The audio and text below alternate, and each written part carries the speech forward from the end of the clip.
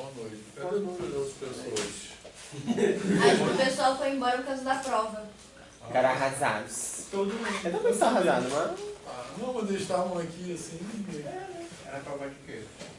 Geometria euclidiana, com o Titi Gerard. Tava bem difícil. Mas é difícil mesmo. Né? Aí o Eu pessoal chorei ficou mal, segunda-feira. ficou abalado. Do GRA, imagino que seja. É. Mas essa é a P2, né? Uhum. E a P1. Aqui eu Foi um pra mim também. Aqui eu realmente estava fácil, eu me abalei nessa aí. E tem P3 ainda? Não. A P- Não, Pedrinho seria final, né? É, a prova, É. porque eu vou ter que fazer esse meu chamado. Porque você faltou ou não? Não, Ele deixou pra, tipo, substituir. Eu já tô de final do depois. Tá. Já tô chorando. foi. Tá bom, então vamos falar um pouco dessas pessoas que eu estava falando, que eles estavam ali. Voltaram. Então vamos falar um pouco de infinito, coisas que eu estava devendo. Como combinado, ela ali já ter um pouco várias vezes sobre 0,999. Beleza? Então, Se quiserem, pode continuar. como a gente hoje tem pouco tempo, vamos começar pensando assim, o seguinte, ó. Vou botar uma função aqui qualquer. A gente vai... Eu vou desenhar o gráfico dessa função, depois a gente pode até continuar na semana que vem, tá? Para desenhar. Não, semana que vem a gente vai falar de logaritmo. Aí depois disso ainda tem mais uma semana, que aí a gente pode falar do que vocês quiserem. Pode traçar mais gráfico de função, pode falar de derivada segunda, enfim, um monte de coisa. Beleza? Mas eu só queria falar o seguinte dessa função aí. Quando a gente calcula o limite quando x tende a infinito, quanto dá esse limite? Quando x tende a mais infinito dessa função aqui. Quanto vai dar isso aí? Isso, tende a 2. Né? A gente já fez alguns exemplos assim, lembram? Certo? Que quando a gente já falou, gente, esquece a prova de geometria. Agora é outra coisa, vamos esparecer. Passou. Mas por que tem dia 2? Por que tem dia 2? Então, porque a gente já viu quando... É porque corta o x com x. E o 1 porque é desprezível. o 1 fica desprezível, exatamente. Não tende a 2 não, tá? O limite é. É, isso que eu queria Sim. falar. Ah, tá. Não, porque Justamente. que tende a 2, não tem. Não, Ah, a eu falei função errado, tende a eu falei 2. errado. Isso. Mas então, isso que é importante entender. Você mesmo falou isso outro dia, né? Então, olha só. Mas por que esse limite é 2? Tá de boa isso, pessoal? A gente pode pensar, porque o 1 fica desprezível. Beleza? Tranquilo? Então, se a gente considerar valores muito grandes de x, o numerador dessa fração é muito próximo de 2x2. Quer dizer, o numerador é 2x2. E para valores muito grandes, o denominador é muito próximo de x2. Para valores muito grandes, x2 e x2 mais 1 tem uma diferença insignificante. Beleza? Então eu posso pensar que para valores muito grandes, quando eu estou pensando, quando x tende a infinito, isso aí fica muito próximo de 2. Então esse limite aqui é 2. Beleza? Tranquilo, pessoal? A gente poderia desenhar o gráfico, etc. Tá? Mas o que a gente pode... Alguém não assinou? Eu.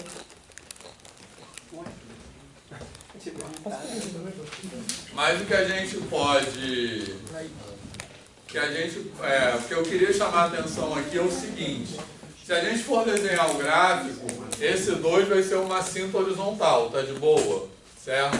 Eu não vou desenhar um gráfico com detalhes. Depois a gente pode fazer isso. Mas a gente vai ter a informação que aqui é a reta y igual a 2, beleza? E essa função tende a 2. Isso quer dizer que o gráfico da função tende a se aproximar dessa reta. Não importa o resto do gráfico, tá? Beleza? A gente poderia desenhar o gráfico completo, mas é só porque hoje a aula é mais curta. Tranquilo? Eu quero chegar logo nos pontos. Beleza, pessoal? Tá de boa isso? Certo? Alguma dúvida aqui? Tranquilo? Tá? Então, eu quero chamar a atenção para o que o Fábio estava falando, que é o seguinte, que você também já falou, que é o seguinte, a gente não fala que o limite tende a 2, o limite é 2. Então, quando a gente escreve aqui, quando a gente escreve dessa forma, a gente está escrevendo o limite dessa função é igual a 2. Então, ou a gente fala assim, que o limite é 2, ou a gente fala que a função tende a 2. Tá legal? E aí a gente pode escrever assim, ó. 2x2 sobre x2 mais 1 tende a 2. Tranquilo? Tá?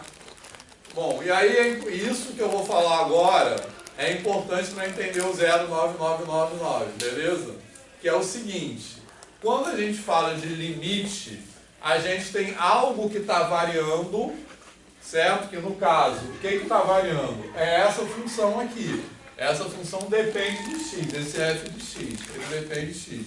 Ele está variando, mas o limite é um número que está parado. O limite não varia, beleza? Tranquilo? Então, quando eu falo que essa função tende a 2, o que eu quero dizer? O 2, no caso, que é o valor do limite, é o valor do qual a função se aproxima, ele está parado lá, beleza? Ele não está variando, por isso que eu desenhei o gráfico. O 2 está aqui, ó. Aí o gráfico está se aproximando de 2, tranquilo? Tá? Então a gente sempre tem, quando a gente fala de limite, a gente sempre está falando de variação. Então a gente tem algo que está variando, que no caso é uma função, e que se aproxima de alguma coisa. Essa coisa é um valor que está fixo, que é o limite. Beleza, pessoal? Mas nunca vai ser 2, né? Por quê? Ah, não, o valor nunca vai ser 2. O valor da função... Nesse caso não, poderia ser. Entendeu? Entendi. Nesse caso não. Beleza? No caso, o valor do limite é 2. O valor da função tende a 2. Isso, exatamente. Por isso que ou eu escrevo assim ou eu escrevo assim. Tranquilo? Então, ou eu falo que o limite da função é 2, ou eu falo a função tende a 2. Eu não falo o limite tende a 2. Porque o limite não varia, o limite está parado. A função que se aproxima daquele limite. Beleza? O limite é um valor parado. Tá tranquilo? Certo? Beleza, pessoal? Alguma dúvida nisso? Tá? Então vamos começar com 0,999. Tranquilo? E porque o 0,999 é 0,999 reticência, dízima periódica, isso aqui é igual a 1. Isso aqui não tende a 1, não é um número muito próximo de 1. E quando eu falo isso, eu estou falando a mesma coisa que eu disse aqui. Entendeu? Certo? Porque o 09999 é uma notação para o limite. Beleza? Por exemplo, quando eu digo que 09999 é igual a 1, quer dizer, quando eu escrevo 0999, eu quero dizer o seguinte, o que está variando aí? O que eu posso interpretar como algo que está variando é assim, eu posso pensar num x1, que eu vou chamar de 0,9, beleza? Tranquilo? Um x2, posso apagar esse gráfico aqui só para ter mais espaço, né?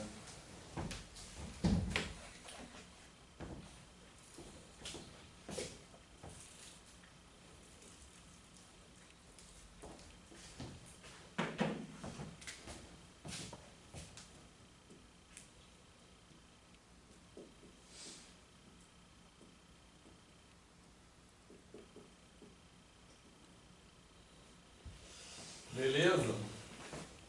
Tranquilo? Generalizando isso aqui, eu posso escrever assim, um xn, que é 0,999 com com N noves aqui. Beleza? Tranquilo? Certo? Aí eu vou escrever assim, quando N tende a infinito, esse xn vai tender para quanto? Quando eu vou acrescentando mais noves, isso está se aproximando de quem? De 1. Todo mundo concorda? Certo? Beleza? Então eu posso escrever o seguinte, que o limite, quando n tende a infinito, desse xn é igual a 1. Beleza? Todo mundo concorda com isso? Sim? Então, o que eu escrevi aqui é exatamente a mesma coisa que eu escrevi aqui, ó. Espera aí. Beleza, pessoal? Tá, então eu estou querendo dizer, o 1 não está variando. O 1 é o valor do limite. Tá legal? Certo? O que está variando é esse xn. Mas o que é o xn que varia? É 0,n noves. Tranquilo? Isso está variando com n. Tá? Para cada n eu acrescento mais um 9. Então por isso que isso está variando. Tranquilo? Agora o 1, que é o ponto do qual isso se aproxima, não está variando. O 1 está parado. Está de boa isso ou não? Sim. Aí, eu que eu te perguntei há uns dias atrás sobre... eu imaginei que seria a relação de limite mesmo. Mas o que eu vi, tipo, em outro vídeo foi relação de fração. Sim, vamos chegar lá. Olha só. Então, a gente pode fazer um desenho disso, beleza? Aqui eu vou escrever o 0 e o 1. O x1, esse número que eu chamei de x1, que é 0,9, ele está aqui, beleza? Tranquilo? O 0,99, ele está bem mais pertinho de 1. x2 igual a 0,99. x3 igual a 0,999 está mais pertinho ainda. Se tivesse um computador, a gente podia ir dando zoom aqui para ir vendo, mas não importa. Ele se aproximando cada vez mais. Beleza? Mas o 1, que é o valor do limite, ele está parado, ele não está variando. Então, o que está variando é o xn. Quem é o xn? É 0,n noves. Todo mundo está de acordo com isso? Sim, até agora? Beleza? Até agora sim. Tá. Então, vamos ver outro exemplo. Se em vez fosse 0,999, fosse 0,3333. Beleza? Tranquilo? Então, eu vou colocar a mesma coisa aí. Eu vou chamar de x1 igual a 0,3, x2 igual a 0,33, x3, 333, e xn é o que? 0,n3. N vezes. Beleza? Vocês conseguem ver quando n tende a infinito? Não tem nenhuma caneta que funcione direito aqui. Quando n tende a infinito, esse xn tende para onde? Vocês saberiam dizer? Eu tenho chute. Qual é? 0,5? Não. 0,4? Também não. 0,34. Não, também. Então é 0. Não. Ele está crescendo. Ah, tá. Olha só. Então, eu posso representar o valor da onde isso se aproxima com 0,infinitos 3 aqui. Alguém sabe que número é esse? 0,333333 até infinito? Eu sei que é um terço, mas... Isso. Ah, É um terço. Então, isso aqui se aproxima de um terço. Mas isso não é um terço já? Não, isso aqui não é um terço já. O que é um terço já, justamente, é o 0,33333. Isso aqui é igual a um terço. Entendeu? então 0,33 porém não é um terço. Não, Não é, é. porém não é não. Não é. Isso. Mas se ele sabe que eu acho que ele não é.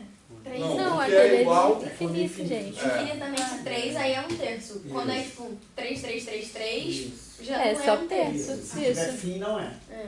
É, Isso. entendeu? 0,33 não é um terço, é um número próximo de um terço. Isso. 0,333 também não é um terço, é um número que está mais próximo ainda de um terço, que é esse aqui. 0,33334 vezes também não é um terço. É um número que está mais próximo ainda de um terço do que esse aqui. Agora, 0,33333 é igual a um terço, por quê? Porque 0,33333 é uma simbologia que nós inventamos para representar esse limite. Entendeu? Então 0,33333 infinitas vezes é uma forma de representar esse limite. Por isso que 0,33333 é igual a um terço. Mas essa sequência de números que eu estou escrevendo aqui, nenhum deles é igual a um terço. Mas se eu olhar essa sequência de números, eu observo que essa sequência está variando, porque ela não está parada, porque os valores aqui estão mudando, e esses valores, conforme n vai crescendo, esses valores vão ficando cada vez mais próximos de um terço. Então, um terço não está variando, um terço está parado. E 0,33333 infinitas vezes é um símbolo para representar esse limite. Beleza? Então, um terço é o valor do limite. Então esse negócio, essas questões de limites é algo que é ensinado a gente de outra forma. Não posso falar isso. Não é algo novo. Sim. É algo assim, que na educação básica a gente já vê limites, só que não com esse nome. Não é dado esse nome. Isso aqui é um limite. Entendeu? Na verdade, qualquer representação decimal infinita é um limite. Na educação básica a gente vê representações decimais infinitas e não fala isso. Quer ver? Eu vou colocar outro exemplo aqui, ó. Eu vou chamar x1 de 3,1, x2 de 3,14, x3, x4. Eu posso continuar essa sequência aí de tal forma que isso aqui vai se aproximar de quem? De π. Certo? Então, π é o valor do limite. Aí eu escrevo π assim, ó.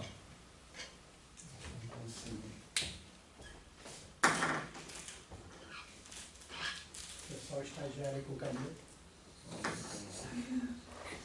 Aí eu escrevo o seguinte, que 3,1415 reticências é igual a π. Agora, isso aqui não é igual a π, porque isso aqui é 3,1415.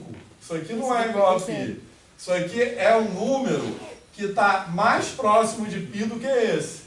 Esse aqui está mais próximo de π do que esse. E esse aqui está mais próximo de π do que esse.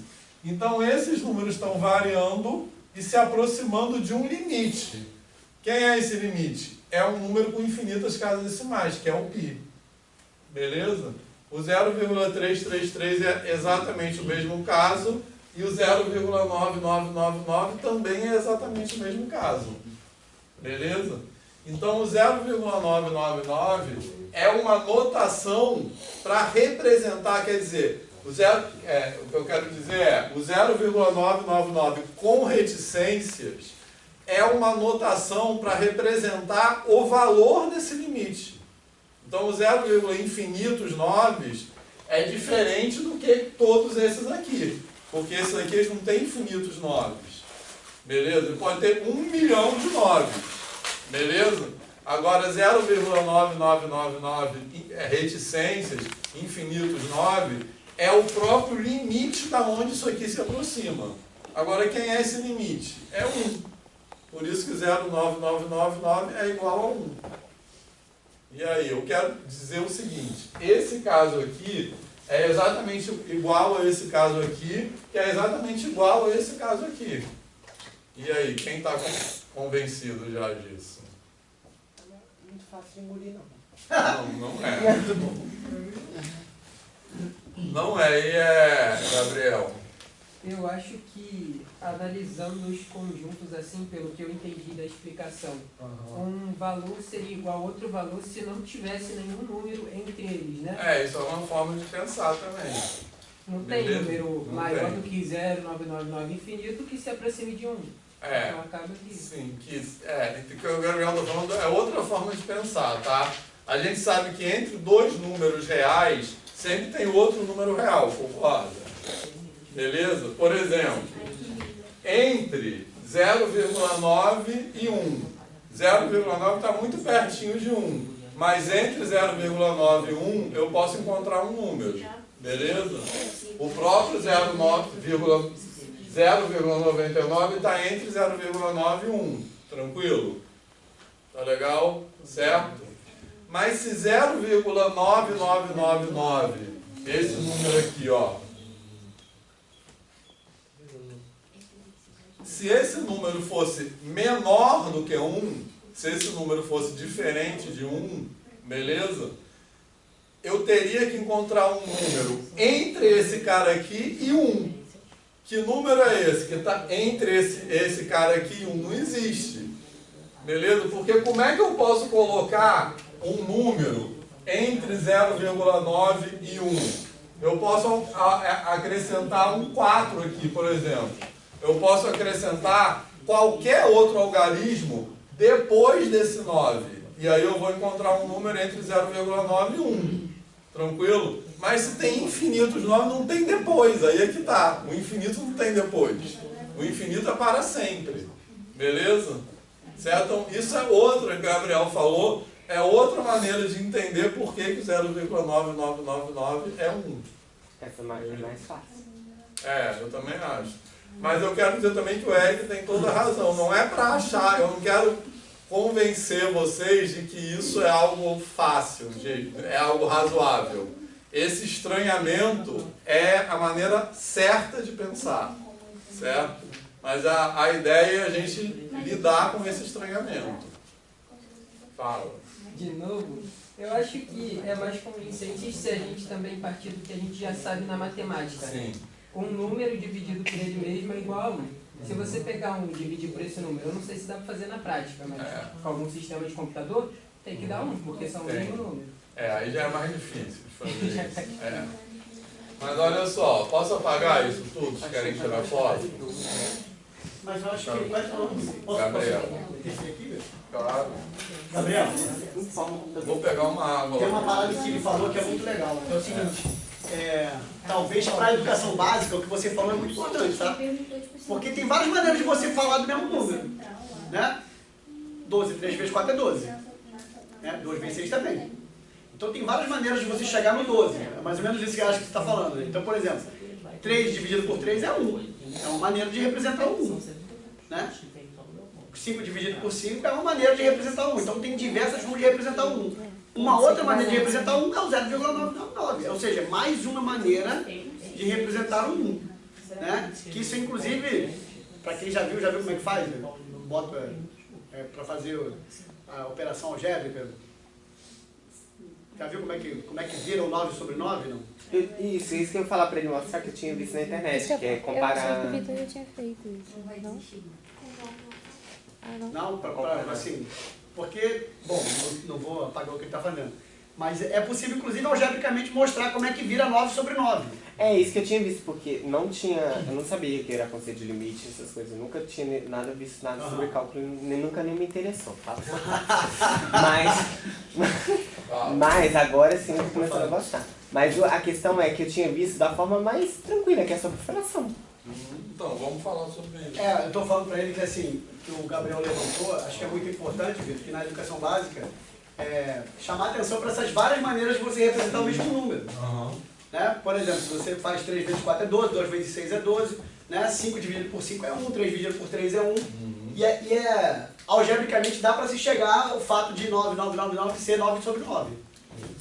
Eu não sei se o Vitor chegou a mostrar isso. Não, vou fazer. Então ele vai fazer. Olha só, posso apagar tudo? Tá? Então... Só enquanto ele estava fazendo, qual é o teu nome? Eric. Então, o legal de você falar assim, ouvir na internet é questionar o seguinte, porque tem muitas coisas que estão por detrás da estrutura matemática, tá vendo?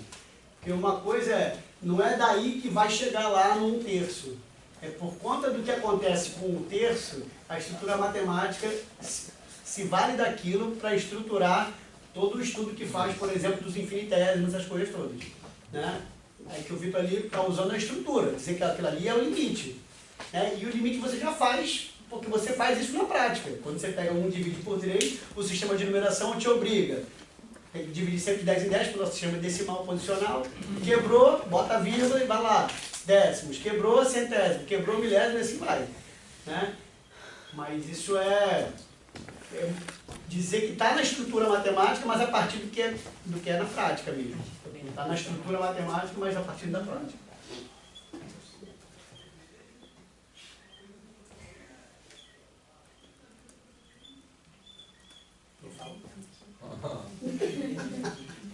Eu não aguento. Vamos, pode falar.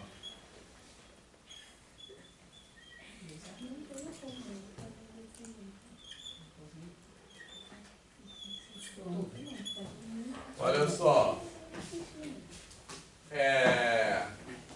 Então veja bem, o que eu estou dizendo para vocês é o seguinte: esse símbolo aqui, 0,33333, ele representa o valor do limite do qual essa sequência de números aqui está se aproximando, beleza?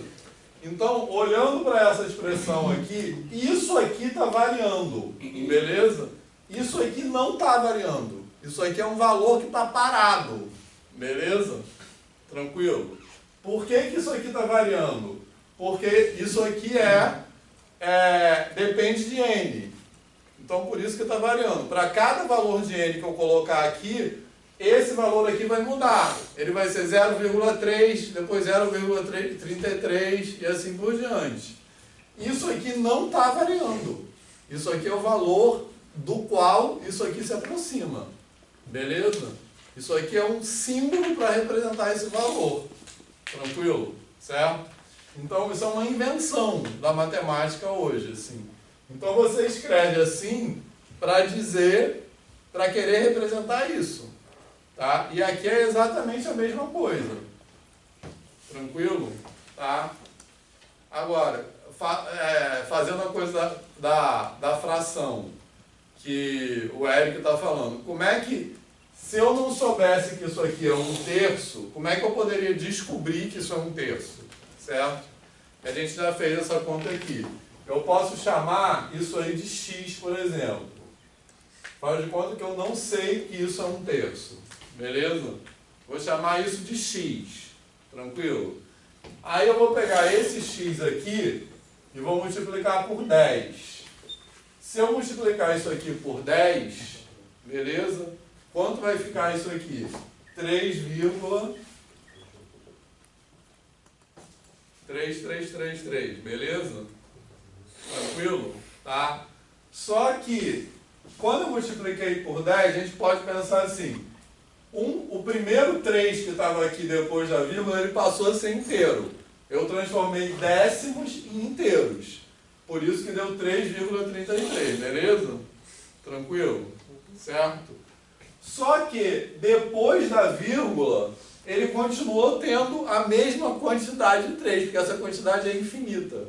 Então, justamente como eu já falei, infinito, né, a definição matemática de infinito é um conjunto é infinito.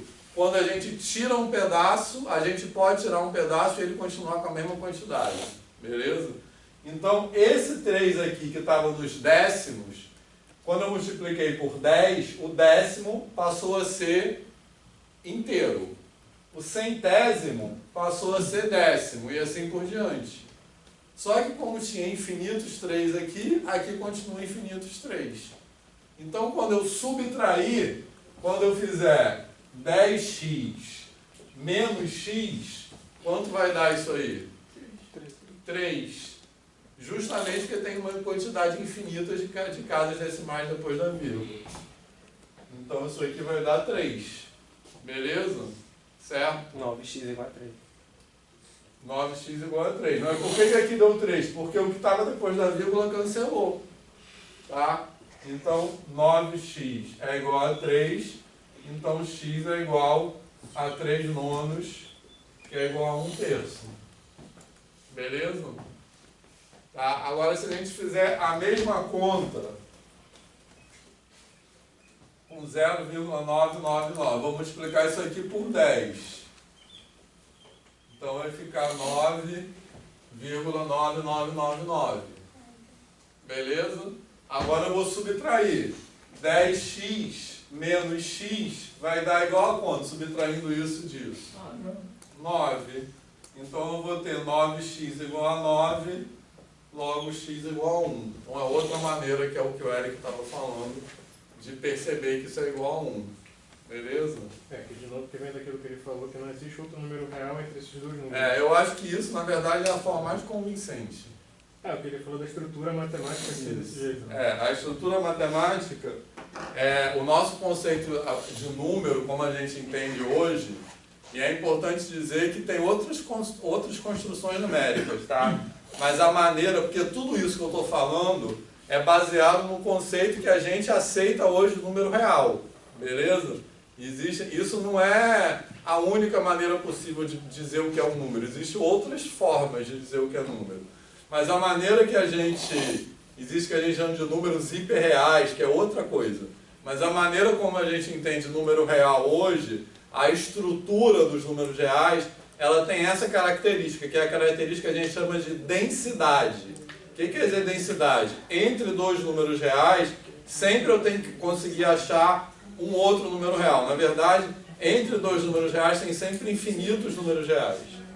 Beleza, pessoal? Certo? Então, se esse número 0,9... Então, primeiro, isso aqui é um número parado, isso aqui não é um valor que está variando, tá? Porque isso aqui representa esse limite. Tá? O que está variando é isso aqui não.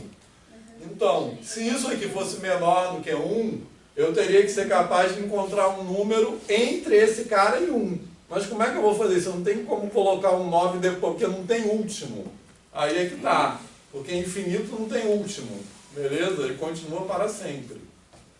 Certo? E aí?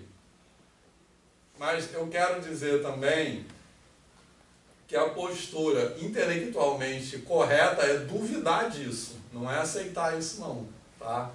Eu estou apenas dialogando com vocês. Mas agora vocês conseguem aceitar mais ou ainda não? Larissa, principalmente, que já perguntou isso várias vezes. Ainda confuso. Tá. Porque é que nem naquela outra fração que você falou. Você falou que, tipo, o limite daquela fração que você me mostrou era 2.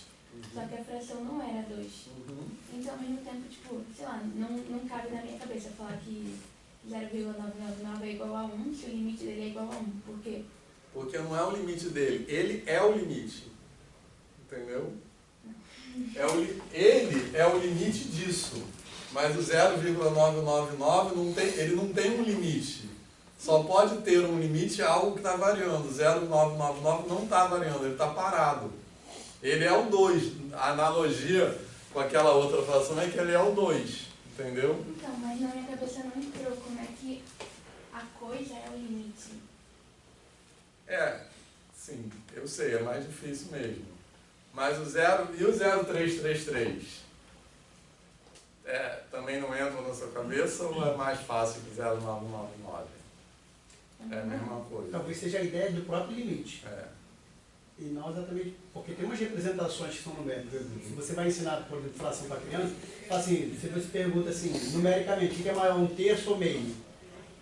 Assim, se você pega o 3 e o 2, a primeira impressão é de que o terço vai ser maior do que o meio. E não é. Então talvez seja as percepções do 99999, uma quantidade enorme de 9 ali, infinitos, ter uma representação que seja 1. Mas talvez seja a ideia do limite, ou seja, limite onde esbarra. Ou seja, limite onde esbarra, não passa daquilo.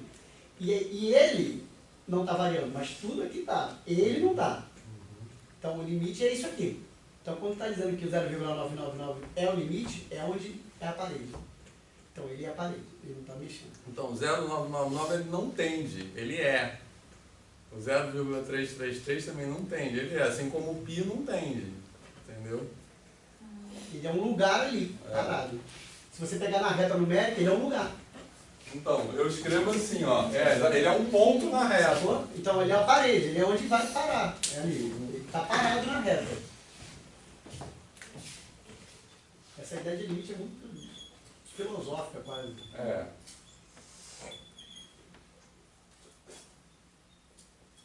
Tipo assim, se a gente pegar 1 sobre infinito, aí colocar, sei lá, é igual a 1 sobre x com limite tendendo a infinito. Isso. Então, tipo, que daria... 0. Isso, a parede é o 0. Aí 1 sobre infinito seria igual a 0. Isso. Então, o 0, ele não tende a lugar nenhum. O que está tendendo ao que está do outro lado. Isso. Entendeu? O O 0 é. O 0 não tende. Entendeu? Beleza? É igual isso aqui, ó. Ele é a parede.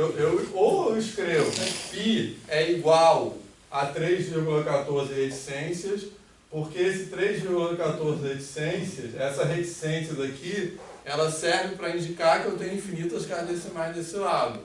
Então, ou eu escrevo assim, ou eu escrevo assim. Então, o 3,1415 parou é um número que está próximo do π. Esse aqui com infinitas casas, ele não está próximo do π, ele é o π.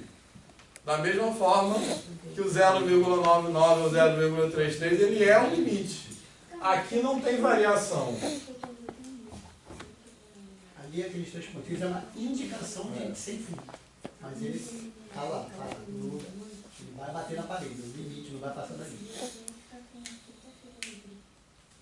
É a ideia do limite que é difícil de dizer. Mas é para a gente continuar pensando. É, sim. Não é para assim, entendi, pronto, acabou. Isso é um processo. É porque, tipo, na minha cabeça, a fração ela nunca chegava ao limite. Sendo que... A fração tipo 1 sobre x. Ela nunca chegava ao limite. Sendo que, Isso, tipo, mas assim, o que não chega ao limite é isso aqui é o limite. Aí é que tá. Entendeu? A questão de quem é quem. Fala. Agora eu me perdi. Professor, ali era para ser n tendendo a infinito, né? Você botou x. Desculpa. Aqui é n. É porque você está falando da função, né? 1 sobre x. Mas, por exemplo, se fosse um valor 1 sobre infinito, 1 sobre infinito, porque aí o x tende a infinito.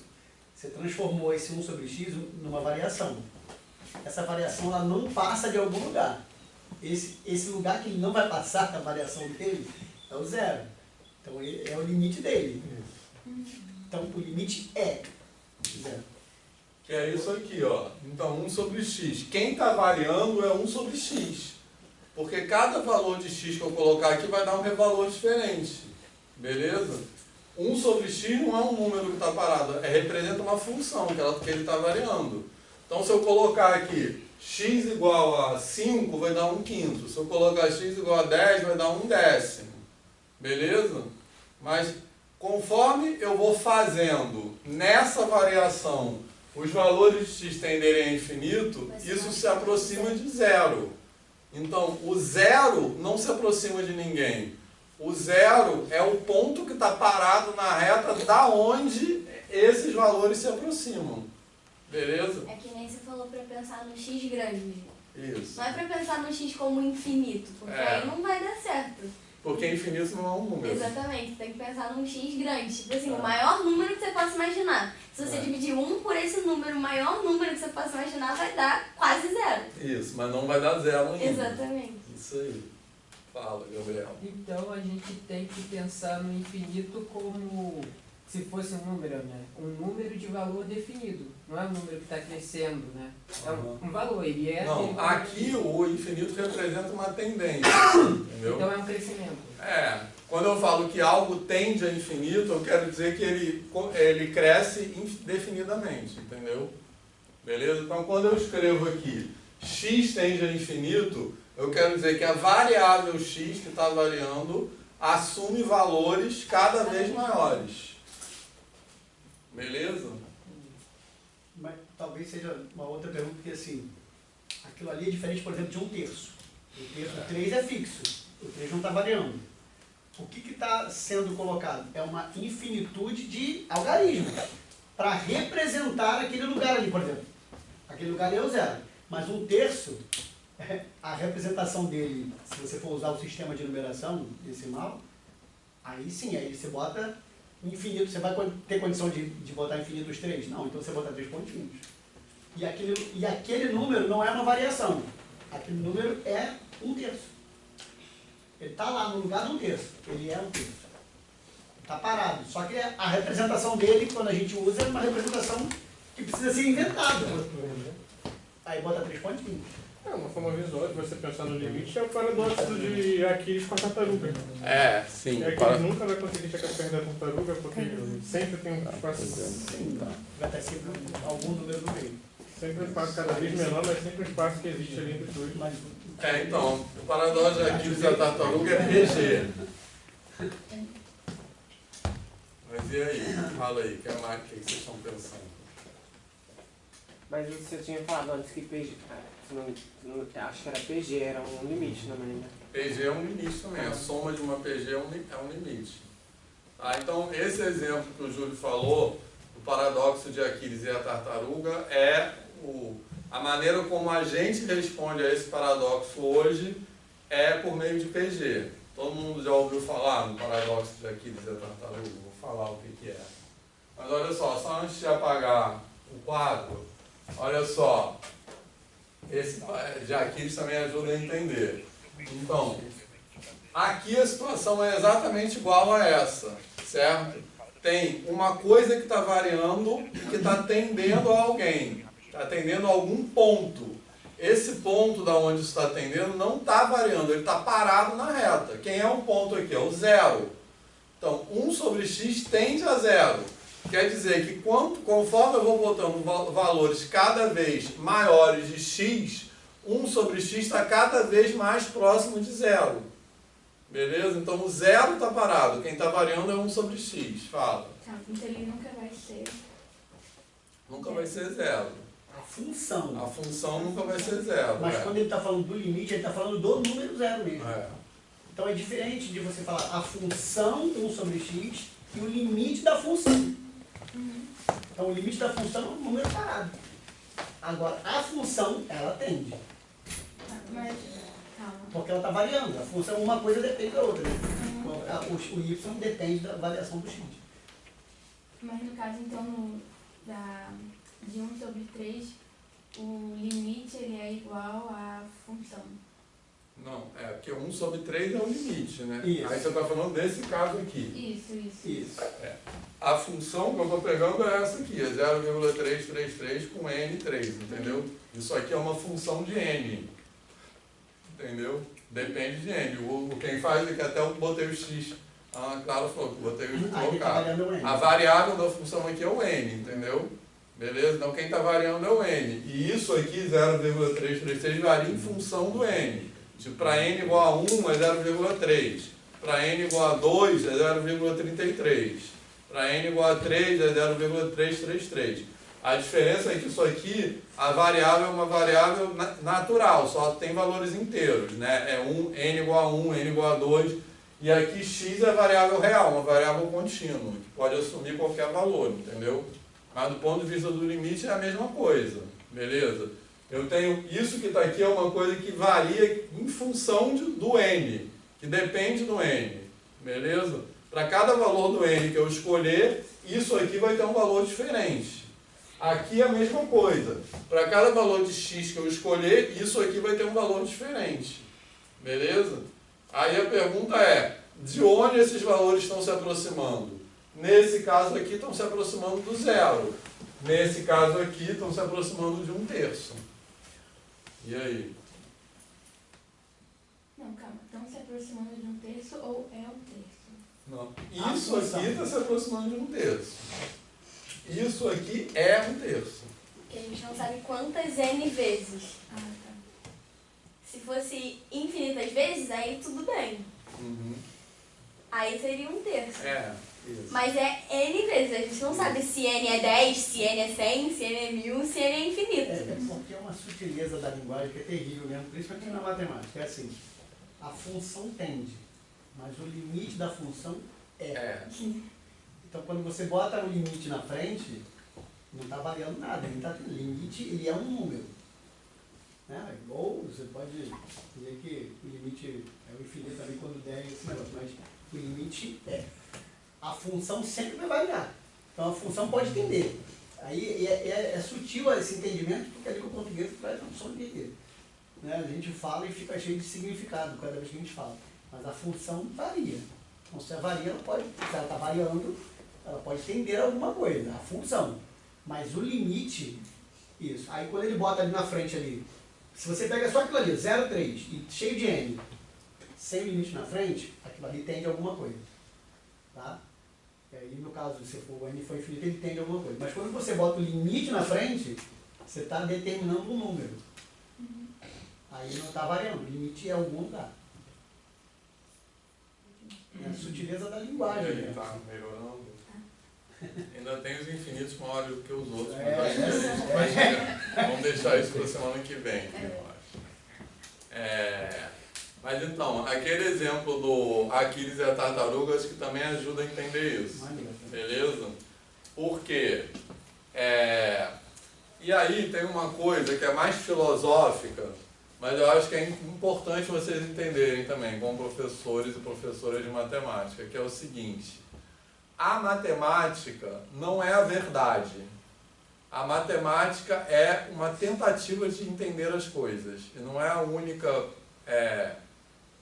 não é a única resposta possível. É a resposta que a gente dá na nossa sociedade contemporânea. Tá? Então, o paradoxo de Aquiles e a tartaruga é o seguinte. Simplificando, né, porque na verdade no paradoxo original tem Aquiles, que é um corredor que corria muito rápido. Lá na mitologia grega, eu não sei direito, era um deus de alguma coisa, enfim. Era o quê? Bonitão, fortão. Isso, exatamente. Então, era um deus, uma pessoa que corria muito rápido, e ele está correndo atrás da tartaruga. A tartaruga vai mais devagar que ele. Mas, então, como a tartaruga vai mais devagar que ele está se aproximando cada vez mais da tartaruga. Beleza? Mas em algum momento dessa aproximação, ele vai chegar à metade da distância. Depois a metade da metade. Vamos pensar numa versão mais simples disso, que dá no mesmo. Faz de conta que eu quero andar até aquela parede. Tá legal? Eu estou parado aqui e eu quero andar até aquela parede. Para simplificar também, faz de conta que essa distância aqui fosse 1 metro. Tá? Certo? Que não é, obviamente, mas faz de conta que fosse 1 alguma coisa. Beleza? Essa distância aqui é 1. Então, como eu vou percorrer esse 1 metro, em algum momento eu vou chegar à metade do caminho. Quando eu chegar à metade do caminho, vai faltar o quanto? Meio metro. Beleza? Aí quando eu estiver lá nesse meio metro, certo? Vou parar de andar para me pegar ali. Pode deixar. Vai sobrar metade do caminho. Aí eu vou continuar andando. Vai chegar um momento que eu vou estar na metade da metade. Aí vai faltar quanto? 1/4. Beleza? Tranquilo? Aí quando eu andar nesse quarto, vai ter algum momento que vai faltar metade desse 1/4. Beleza? Então, o que quer dizer isso? Que essa distância finita que me separa da parede, ela pode ser decomposta em infinitas distâncias. Beleza? Porque sempre, em algum momento, vai faltar 1/2 para eu chegar. Vai faltar metade do que faltava antes para eu chegar lá. Beleza? Então, no 1/2, depois no 1/4, depois 1/8, etc. Beleza? Então, esse é o paradoxo. Aí, como é que na filosofia grega, que resposta eles davam a esse paradoxo? A resposta que eles davam é a seguinte: o movimento é uma ilusão. Na verdade, a gente nunca chega nos lugares. Por quê? Porque uma distância finita pode ser decomposta em infinitas distâncias. Que no caso, vamos fingir que ele está na cola da tartaruga. Ali, a partir do momento visual do olho humano, ele está para ultrapassar ela. Mas, no caso, já que a gente está decompondo infinitamente, no caso, no limite físico, seria o que? Átomo? Mas aí também já entra outra questão, né? Qual é a natureza do universo? Mas, tipo, daí vai estar além dos átomos. Essa ideia do paradoxo do Zenão, ela é interessante porque ela mostra como o infinito era uma coisa que mexia com a mente dos matemáticos na época. Exatamente, isso aí. Cronologicamente, o limite ele foi desenvolvido depois da noção de derivadas integral, né? Sim. Aí, então, isso é toda uma história também. Como o infinito não era aceito na matemática, como isso também... Por isso que eu falei que a postura intelectual correta de vocês é duvidar do que eu estou falando. Não é aceitar o que eu estou falando. Beleza? Porque o infinito, ele só foi aceito na matemática como um objeto que pode ser manipulado matematicamente muito recentemente, né? Há pouco mais de 100 anos. Até então, o infinito era considerado como uma ideia metafísica, que não poderia ser aceita na matemática, né? E foi a teoria de Cantor, sobre a qual a gente vai falar, acho que não hoje, que transformou o infinito num objeto matemático, né? Que é um salto epistemológico, assim, uma viagem. Beleza? Mas antes disso, vou só continuar falando do paradoxo de Zenon, né? Que é esse paradoxo de Aquiles e a tartaruga. Então, na matemática grega, para esse problema, eles davam essa resposta: o movimento é uma ilusão. Na nossa matemática contemporânea, não é nem na matemática grega, na filosofia grega, beleza? Porque, na verdade, essas separações, o que é matemática e o que não é matemática, é artificial, né? Aquilo que a gente chama de matemática hoje. Na filosofia grega, a resposta para isso era essa: o movimento é uma ilusão. Na nossa filosofia contemporânea, ou na nossa matemática contemporânea, nós damos outra resposta. Nós damos a resposta seguinte: não, eu vou chegar na parede porque a soma de infinitas parcelas pode dar um resultado finito. Pode acontecer isso. Tá? E que... A gente aceita. A gente aceita. E para resolver essa aceitação, a gente inventa justamente esse conceito de limite, que no caso é a soma de Montefiore. Tá? Posso apagar isso aqui tudo? Tranquilo? Então, olha só.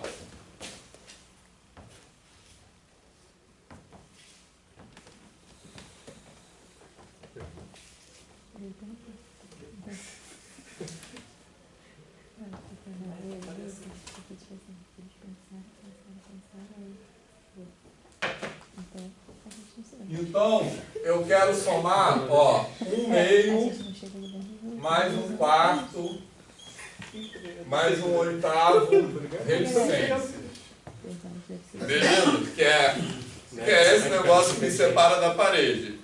Então eu estou a 1 metro, aí eu vou andar 1/2, aí depois esse 1/2 eu vou somar mais 1/4, esse 1/4 eu vou somar mais 1/8, beleza? Qual é o resultado disso?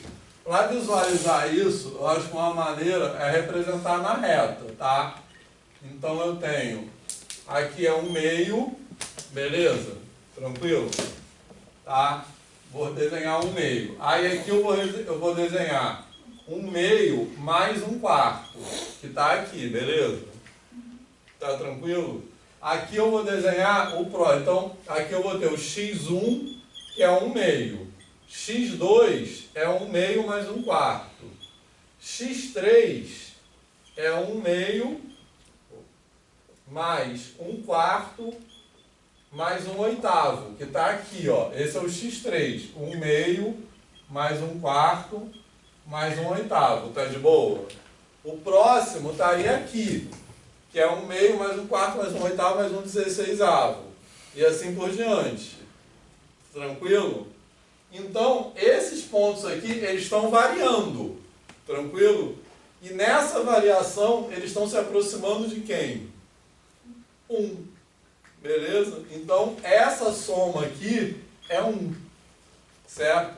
Então, isso é uma resposta diferente que nós damos para esse paradoxo, chamado paradoxo de Zenon, daquela que os gregos falavam.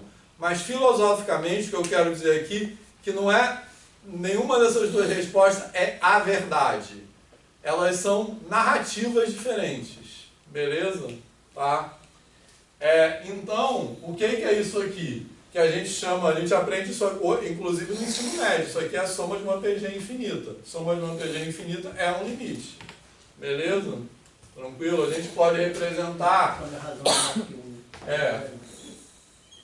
quando não é também, só que o limite que está infinito. Né? Aí não tem um número, isso eu tô dizendo. Eu posso usar essa notação do somatório aqui. Beleza? Você conhece essa notação do somatório? Essa letra, esse símbolo aqui é uma letra sigma, não é uma letra grega, sigma maiúsculo. Beleza? Mas desculpa, esse não é a fórmula da soma da PG não, né? Não, isso são os termos da PG. A soma dessa PG é 1, entendeu? Não, porque quando eu estudei fórmula da soma da PG não tinha sigma. Não, isso aqui a gente não usa essa simbologia no ensino médio. Mas isso quer dizer o seguinte, ó, x1 é isso aqui, beleza? Certo? x1 é isso aqui, x2 é isso aqui, x3 é isso aqui. xn é quem? É 1/2 mais 1/4 mais tarará, mais 1, aqui não é 1 sobre k não, é 1 sobre 2 elevado a k. Isso aí diverte, 1 sobre k. Porque 2 elevado a k porque é 1/2, 2 elevado a 1, 2 elevado a 2 é 1/4, 2 elevado a 3 é 1/8 e assim por diante, beleza? Até 1 sobre 2 elevado a n, que vai ser o último dessa soma parcial que a gente chama, que é isso que está variando. Dependendo do n, para cada valor de n que eu vou colocar aqui, eu vou ter mais parcelas nessa soma. Quando esse n vai aumentando, essa soma vai se aproximando cada vez mais de 1. Beleza? Certo? Então é a mesma coisa. Isso aqui, ó, essa fórmula aqui, nada mais é que uma maneira diferente de escrever essa. Essa fórmula aqui, ela está variando em função do n, perceberam? Tranquilo? Porque se eu colocar n igual a 1, vai dar um valor. Se eu colocar n igual a 2, vai dar outro valor. Então isso aqui é uma função de n. Ela depende do n. Tranquilo? Conforme o n vai variando, da onde isso se aproxima? De 1. Mas o 1 está parado. Quem se aproxima do 1 é isso aqui. Beleza? Tranquilo? Então isso aqui que está variando, está se aproximando de 1. Alguém mais não assinou?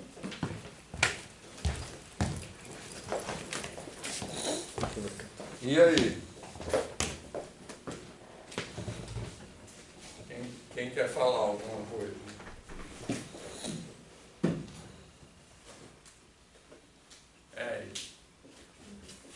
Era só, era uma das minhas dificuldades no ensino médio, era entender o conceito da soma da PG. E aí, entendeu? Não com sigma. Ah, tá. Não tem problema. Não faz mal. Esse sigma é só um símbolo, tá? Ele não é o conceito. Porque a gente usa pequeno antes. Beleza, pessoal? Fala. Então, eu lembro que essa história daí, ela foi meio que desmentida porque ele chegava tartaruga. Então. Mas, assim, chegar tartaruga que ele passava significa, tipo, que ele chegou no 1 ou então chegou tão próximo de 1. Então, mas é difícil responder essa pergunta. Por que ele chegou na tartaruga, entendeu? Porque aí tem a ver com qual é a natureza do universo mesmo, assim. Qual é a natureza do espaço entre as coisas. Porque ele chega a tartaruga. Na verdade, se a gente pensar fisicamente, chega a um ponto que a distância entre ele e a tartaruga é tão pequena que ele consegue alcançar a tartaruga, entendeu? Mas isso é fisicamente. Uma coisa é pensar fisicamente, outra coisa é pensar filosoficamente, digamos assim. Como é que você explica isso, entendeu? Então, tipo, ele chega tão perto da tartaruga que é que nem o 99999. 0,999. É tão próximo que é a coisa. Isso. Sim. filosoficamente. Gabriel, No caso, acho que a aceitação fica um pouco mais fácil porque quando você demonstrou isso aí, dá pra perceber que a gente meio que já aceita essas coisas, não só pro 0,999. Por exemplo, se você for fazer uma multiplicação de um número, 87 vezes 300, sei lá quantos, você não vai fazer 87 vezes 2, 3, porque você sabe o resultado disso. Então você assume o resultado e trabalha ali com aquilo que você sabe que vai acontecer. E é a mesma coisa ali. O 1 ele não é o crescimento, né? O crescimento é aquilo. Mas aquilo você sabe que vai dar 1, então você pode assumir como 1 para trabalhar, né? Acho que é isso. e aí a gente inventa uma justificativa de por que isso dá 1. E essa justificativa, no caso, é o conceito de limite. Entendeu? Sentido agora. A matemática é uma maneira de tentar entender as coisas. É isso que eu quero dizer, ela não é uma verdade absoluta. A gente está muito acostumado a pensar na matemática como uma verdade absoluta. No caso do 0,999, se a gente pegar 0,999 mil noves, depois 1 milhão de noves, vai chegar a um ponto que fisicamente, por isso que eu estou falando, que uma coisa é pensar fisicamente, outra coisa é pensar abstratamente, filosoficamente. Outra coisa é pensar no mundo real. Vai chegar a um ponto que essa distância é tão pequena que ela é menor que a nossa percepção. Então, na nossa percepção, a gente não consegue distinguir essa distância. Mas, abstratamente, essa distância sempre existe, digamos assim. Fisicamente o infinito não existe. Isso, fisicamente, isso é importante. É importante lembrar disso. Fisicamente, o infinito não existe. O infinito é uma abstração filosófica e matemática. Que ele serve para explicar coisas. Beleza? Ele serve para um monte de coisa. Por exemplo, sem o conceito de infinito, o cálculo não existiria. O cálculo se baseia no conceito de infinito. E o cálculo, ele tem um monte de aplicação concreta. Beleza? Então, o infinito é uma abstração matemática que serve para resolver problemas concretos. Mas ele em si não está no mundo físico. Nada é infinito no mundo. Sim, a matemática ela foi inventada ou foi descoberta? Inventada. Totalmente. Eu sou dessa. Eu sou bem adepto dessa posição. Assim. Eu sou categórico nisso. Também. A matemática é uma produção cultural, assim como arte, como filosofia. Mas até que ponto? Tem coisas que na matemática são muito naturais, né? A percepção de o que é 1 mais 1, 2, isso é natural, a gente só deu um nome ali. 1 mais 1 o quê? Mas essa percepção ela já está viciada pela nossa cultura, pela forma como a gente percebe as coisas. E ela também não é tão natural assim, né? Tipo, uma gota mais uma gota não dá 2 gotas. Dá uma gota só. Dá uma gota maior. Não, uma estrela de Newton, mas uma estrela de Newton não é mais uma estrela de Newton. Deixa de existir. Ela entra em colapso e uma estrela mais. Então. É isso. Mais ou menos isso. Nem fisicamente isso aí é verdade. Porque a gente inventa uma estrutura para dizer que 1 mais 1 é 2. Você podia falar que a massa se conserva, não, mas ela também se perde. Não. Então, nem fisicamente isso é verdade. Então, é porque está impregnado de cultura, está impregnado da sua subjetividade. Em que mundo você está. Agora, se a gente for capaz de questionar e refletir sobre o mundo que a gente vive, eu digo que essa matemática estruturada leva a gente para o espaço, mas não resolve o problema ambiental. Mas aí, e aquela vez que eu te perguntei se pi era inventado ou descoberto? E aí você falou que ele existe naturalmente, mas pi é uma coisa meio que matemática. Sim, mas ele existe dentro da matemática. Entendeu? É isso que eu quis dizer. Dentro da matemática... Mas ele existe, ele não foi inventado. Não, ele foi inventado. Mas uma vez que ele foi inventado, ele passa a existir, isso que eu quis dizer. Entendeu? As coisas existem dentro da matemática, mas eu quero dizer assim, a matemática não necessariamente é a verdade da natureza. A matemática é uma invenção que foi inventada para a gente tentar, de alguma forma, explicar a natureza, mas não é a única forma possível de explicar a natureza. Inclusive, essa separação que se chama matemática é inventada também. O que era, assim, a maioria das coisas que a gente usa hoje, por exemplo, o sinal de igual, sabe quem inventou? Um médico. Robert Record, eu sei. Foi um médico que inventou. Porque antes se escrevia A igual, né? A igual, aquele escrever tudo em latim. Aí ele, mais aquele negócio de querer otimizar as coisas. Aí disse, inclusive está assim registrado, Robert Recorde, o nome dele, o camarada do médico. Aí perguntaram, por que você está usando isso aí? Porque não tem nada mais igual do que duas retas paralelas. Então vou usar isso com o sinal de igual e pronto, ficou. Então assim, a gente usa porque inventa. É igual uma cadeira, assim, até ela ser inventada, agora não existe. Por exemplo, isso que o Gabriel falou, fala. Mas em que momento que a matemática deixa de ser filosofia? É arbitrário. Assim. Historicamente, é muito recente isso, né? Por exemplo, a própria origem da UFRJ, da universidade, a UFRJ ela foi criada, só para dar um exemplo histórico, assim, ela foi criada da fusão de várias instituições que eram separadas, né? Assim, então tinha, por exemplo, a Escola Politécnica, que era a escola de engenharia, tinha a Escola de Medicina, tinha a Escola de Belas Artes, todas essas eram instituições separadas. E uma dessas instituições era a FNFI, que é a Faculdade Nacional de Filosofia. Isso foi na década de 40, menos de 100 anos atrás.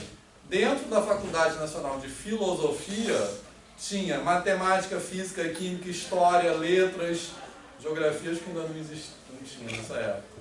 Mas todas essas áreas, desde letras, passando por história, matemática, física e química, tudo isso está dentro da filosofia.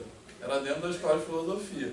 Então, esse limite do que é matemática e o que é outra coisa é um limite socialmente construído também. A gente chama um determinado território de matemática. Existe motivo para existir separação? Sempre existe, motivo político. É igual os países, né? Por que os países são separados? É um motivo político. É político. É um pouco isso. Gente, ele falou de menos de 100 anos. Menos ainda, a matemática, que a gente, inclusive, estuda acadêmica e escolarmente, ela nem era assim, trigonometria era uma coisa separada da matemática. Não era matemática, era trigonometria. Você estudava matemática e trigonometria, era outra coisa. De repente nós vamos fundir isso aqui e chamar também de matemática. Isso tem 70, 60, 80 anos. Mas os objetos matemáticos eles também são muito diversos, né? Você tem a topologia que está estudando lá. Então, mas mais do que isso, ele falou de filosofia. Mas, por exemplo, se eu pegar o que eu chamo de filosofia, a gente também tem uma estrutura para chamar alguma coisa de filosofia. Então, por exemplo, se eu falar dos povos originários, por exemplo, eles fazem matemática? Porque você quer que eles façam matemática. Mas eles fazem uma coisa diferente da Eles chamam de qualquer outra coisa, menos de matemática. Mas então, chamar de matemática é uma coisa ocidentalizada. Mas eu vou falar um exemplo que o Júlio falou para mim.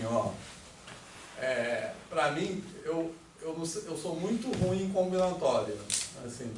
E para mim, combinatória, quase que não é matemática, para mim, tá? Porque eu acho uma maneira de pensar muito, que a parte da matemática que eu estou mais familiarizado, que eu gosto mais, é essa aqui, cálculo. Análise combinatória é outra área. Então, para mim, é muito distante. Assim, para mim, é como se não fosse matemática. Para mim, é subjetividade. E é outra área mesmo, porque assim, aqui está falando de coisas que o Vitor está levando para o lado da continuidade. A análise combinatória é tudo discreto. É tudo finito, né? Não, e pior do que isso. Discreto. Assim. Então tem a ver com contagem mesmo. E não tem nada a ver o pensamento, ou seja, a parte cognitiva que você dispensa para um é diferente do outro. Tá? Mas eu estou só dizendo, quando a gente chama alguma coisa de matemática, a gente tem que entender que também isso é uma ocidentalização do conhecimento estruturado. Porque assim, você pode querer enclausurar o que um povo originário, um africano originário ou um australiano originário faz, enclausurar e chamar de matemática. Também é uma maneira ocidentalizada de chamar o que está fazendo. De maneira colonial. Colonial, nesse caso. Mas então, isso não quer dizer que eles façam matemática. Eles aplicam conhecimentos que eles têm e culturalmente socialmente situado no que eles fazem, no que eles pensam, na maneira de vida. Então é muito diferente do que a gente, da maneira ocidentalizada que a gente vive.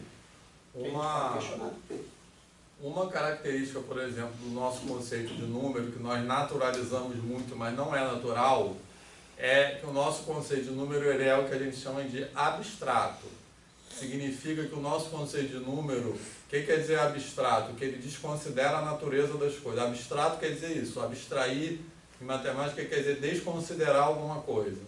Então, quando a gente fala que o conceito de número é abstrato para a gente, quer dizer que o número 5 é o mesmo objeto matemático 5, que ele é usado para contar qualquer coisa, independente da natureza dessa coisa.